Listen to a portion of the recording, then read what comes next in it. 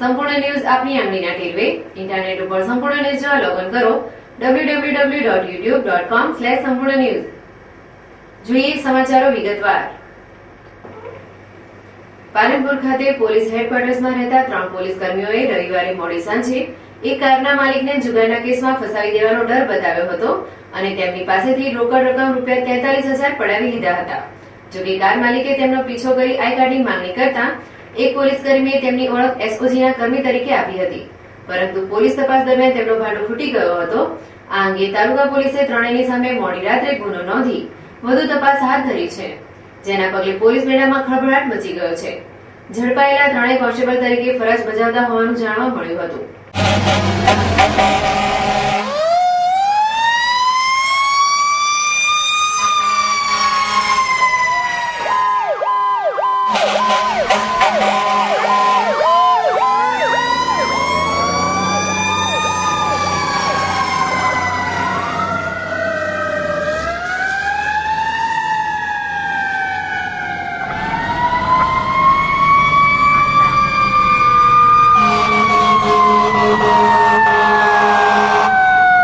પાલનપુરમાં ચકચારી બનેલી ઘટનાની વિગતો આપતા તાલુકા પોલીસ મથકના સૂત્રોએ જણાવ્યું હતું કે શહેરના પોલીસ હેડક્વાર્ટર્સમાં રહેતા 3 પોલીસ કર્મીઓ રવિવારે ગઠામણ પાટિયા નજીક ગયા હતા, જ્યાં બેચરપુરાના મનીષભાઈ રામચંદભાઈ પ્રજાપતિ તેમની અલ્ટ્રો કાર વિનોદભાઈ કુંવરજી ઠાકોરને આપવાની હોવાથી સોદો કરવા આવ્યા હતા। જેઓ બેઠા હતા ત્યારે ત્રણેય પોલીસ કર્મીઓએ મનીષભાઈને જુગારના કેસમાં ફસાવી દેવાનો ડર બતાવી ₹43,000 બળજબરીપૂર્વક પડાવી લીધા હતા। જોકે મનીષભાઈને શંકા જતા તેનો પીછો કર્યો હતો અને સરકારી વસાહત નજીક પોલીસ કર્મીઓને રોકી તેમના આઈ કાર્ડની માંગણી કરતા 2 પોલીસ કર્મીઓ નાસી છૂટ્યા હતા, જ્યારે એક કર્મીને લોકોએ ઝડપી પાડ્યો હતો, જેણે એસઓજીના કર્મી તરીકે પોતાની ઓળખ આપી હતી। અમે ગઠમણ ગામમાં નેળીએ ઉભા હતા। અમે 5-6 દોસ્તા મારી ગાડી વેચવાની હતી, એટલે ભાઈને હું હાલવા જતો અને અમે વેચવાનું લેખ કરતા તેના પાછળથી આવ્યા। અમે પૈસા ઉભા ગણતા એટલે અહીંયા કે તમે જુગાર રમણ આવી રીતે અમને કીધું ને પછી અમારા ભાઈ બધા ગુજરાતમાંથી પૈસા પડ્યા કે અમે પોલીસ વાળા છે એમ કરીને પેલું લખવાનું બધું ચાલુ કર્યું। તારા ભાઈ જેટલા અમારા બધાના મોબાઈલ લઈ લીધા, અમે એમ 90,000 લીધા, તો એ કે 10,000 આલો પડશે। હું મારા ઘેર લેવા જો પૈસા અને પાછળ આવ્યા। પછી અમને ખબર પડી કે આ પોલીસ વાળા નહીં, તો પછી અમે પીછો કરીને અહીંયા એસટી કોલોની પકડ્યા। અમે પછી પોલીસ વાળા આવ્યા ને એને પકડીને લાયા હોય। આપણે શું નામ તમારું? મનીષભાઈ રામચંદ્રભાઈ પ્રજાપતિ। કયા ગામના? પાલનપુર। મનીષભાઈ રામચંદભાઈ પ્રજાપતિએ ફરિયાદ જાહેર કરેલ કે નિસાર અહેમદ, રફીક અહેમદ તથા નાથુભાઈ ભીખાભાઈ પટેલ તથા અનિલભાઈ કાળુભાઈ પટેલ ત્રણેય પોલીસ કર્મચારીઓએ પોતે જુગાર રમે છે એ રીતે ધમકી આપી બળજબરીથી પૈસા કઢાવી ₹43,000 પડાવી લીધે, જે અંગે પીએસઓ રૂબરૂ ફરિયાદ આપતો ગુનો દાખલ કરી આગળની તપાસ અમારી જાતે સંભાળી લીધેલ છે। કોણ છે આરોપીઓ? આરોપીઓ પોલીસ ખાતામાં નોકરી કરે છે અને જુગારના કેસ કરવાની ધમકી આપી અને બળજબરીથી પૈસા કઢાવેલ છે। આ અંગેની જાણ થતા એસઓજી પીઆઈ એચએમ ગઢવી, પશ્ચિમ પોલીસ મથકના પીઆઈ આર.કે. પટેલ, તાલુકા પીએસઆઈ વાય.એમ. બહેલીમ ઘટના સ્થળે દોડી આવ્યા હતા। દરમિયાન પૂછતાછમાં ત્રણેય પોલીસ કર્મીઓની ઓળખ પ્રસ્તાવિત થતા તેમની સામે પાલનપુર તાલુકા પોલીસ મથકે ગુનો નોંધી વધુ તપાસ હાથ ધરવામાં આવી છે।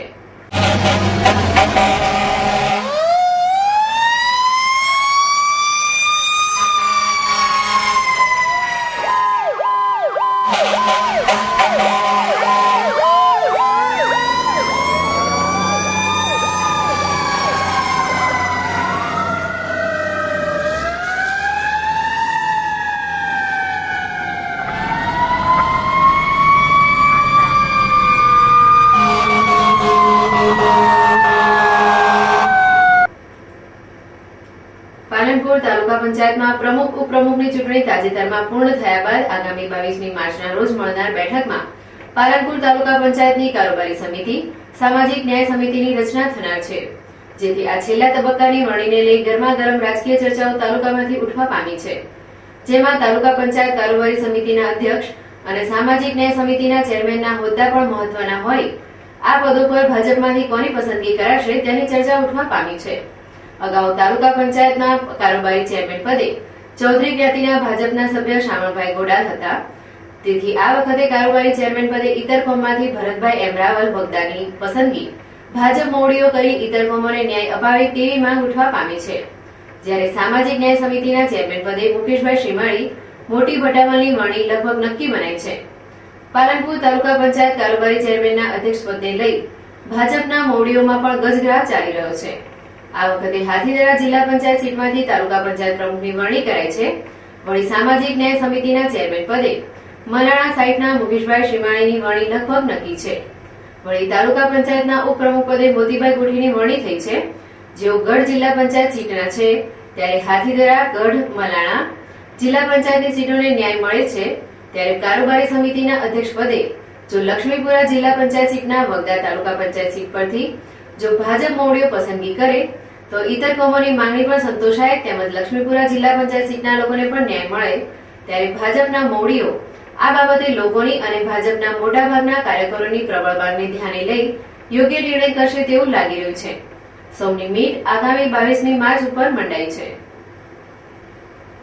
ડીસા તાલુકા પંચાયતમાં ભાજપે વિજય પતાકા લહેરાયા બાદ આજે નવા નિયુક્ત તાલુકા પંચાયત પ્રમુખ ઉપપ્રમુખે પદભાર સંભાળ્યો હતો, જેથી તાલુકાની પ્રજામાં ખુશી છવાઈ જવા પામી હતી.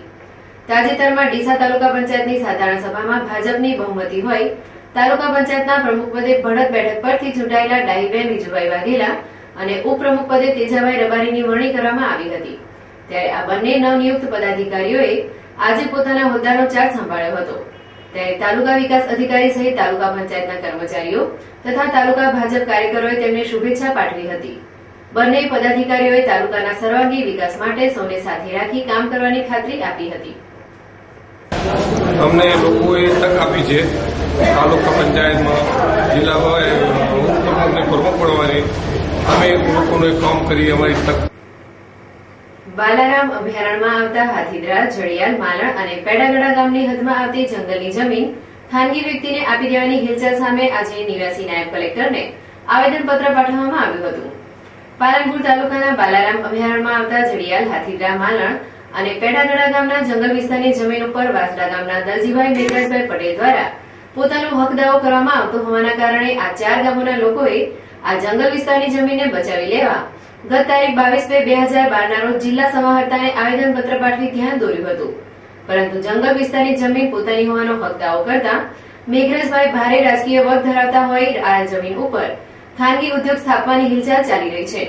જે મામલે આજે પેડાગડા, હાથીદરા, જડિયાલ અને માલણ ગામના રહીશોએ જંગલ વિસ્તારની જમીનને બચાવી લેવા જિલ્લા સમાહર્તાને આવેદનપત્ર પાઠવ્યું હતું. જમીન જે વસંતભાઈ પટેલ સર્વે નંબર 38 જે મોટાનો માલિકી હક દર્શાવે છે, એ માલિકી હક અમારા બાપ દાદાના વખતથી પાલનપુર નવાબના વખતે અમે ત્યાં વાવેતર કરેલ છે અને અમારા બાપ દાદા કરતા આવ્યા છે. છતાં એના અંદર અડધો એકર જમીન જે વસંતભાઈ પટેલે રેકર્ડ સાથે છેડા કરી અને અમારી માલિકી પચાવી પડી છે. એ જમીનને 38 નંબર જે આખો છે એમાં અડધી જમીનમાં કલેક્ટર સાહેબના હસ્તક છે અને અડધી જમીન ફોરેસ્ટ હસ્તક છે. એ જમીનની અંદર વસંતભાઈ પટેલ 38 નંબર આખો પચાવી પડવા માંગે છે અને એના આધાર અમે અમારા કારણે રેકર્ડ જૂનું છે જે તે કલેક્ટર સાહેબને અમે જાણ કરેલ છે. જો કલેક્ટર સાહેબ આની ન્યાયિક તપાસ નહીં કરાવે તો અમારા છોકરા સાથે અમે ભૂખ કરતા પર ઉતરશું અને તેની જવાબદારી કલેક્ટર સાહેબ અથવા શ્રી સરકાર સાહેબની રહેશે. જો કે જંગલ વિસ્તારની જમીનને બારોબાર પધરાવી દેવામાં કારસા અંગે કલેક્ટરને રજૂઆત કરવા આવેલા ગ્રામજનોએ જિલ્લા વન અધિકારી તેમજ દાંતાના માજી ધારાસભ્યની મેલી મુરાદ સામે ભારે બળાપો ઠાલવ્યો હતો.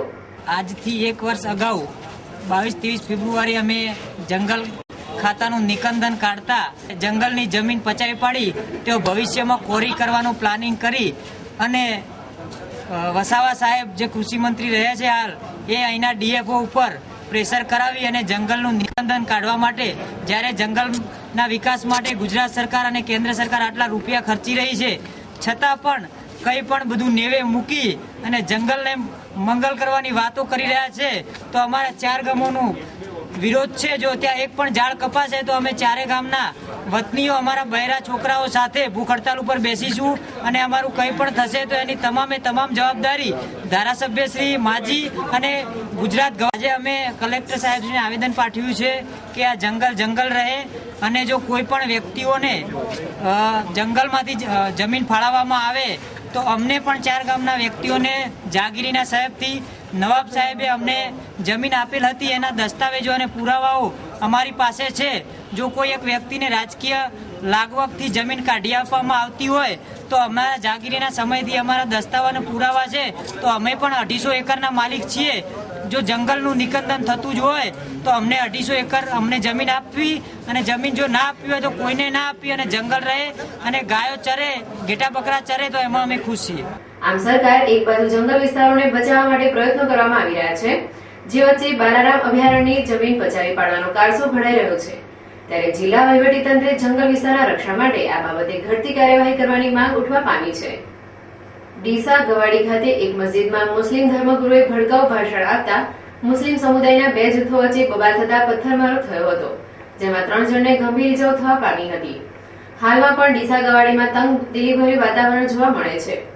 ધર્મગુરુ અંજન શાહ બેંગ્લોરીનાઓ ડીસા ગવાડી તાટવાલી મસ્જિદમાં ધાર્મિક પ્રવચન સારું આવેલ, જેઓનું ધાર્મિક પ્રવચન પત્યા બાદ કેટલાક ઈસમોએ દેવબંધી ઇસ્લામિક ભડકાઉ પ્રવચન કરેલ છે તેવું કહી માથાકૂટ કરેલ, અને બાદમાં મુસ્લિમ સમુદાયના 2 જૂથોએ આપસમાં ઉશ્કેરાટમાં આવી જઈ પથ્થરમારો કર્યો હતો, જેમાં 3 ઈસમોને ઈજા થઈ હતી, જેમાં મુસ્તાક નજીમભાઈ ચૌહાણ તથા અબ્દુલ રજાક મેમણને ઈજાઓ થવા પામી હતી, જેઓને ડીસા સિવિલ હોસ્પિટલમાં સારવાર અર્થે ખસેડવામાં આવ્યા હતા.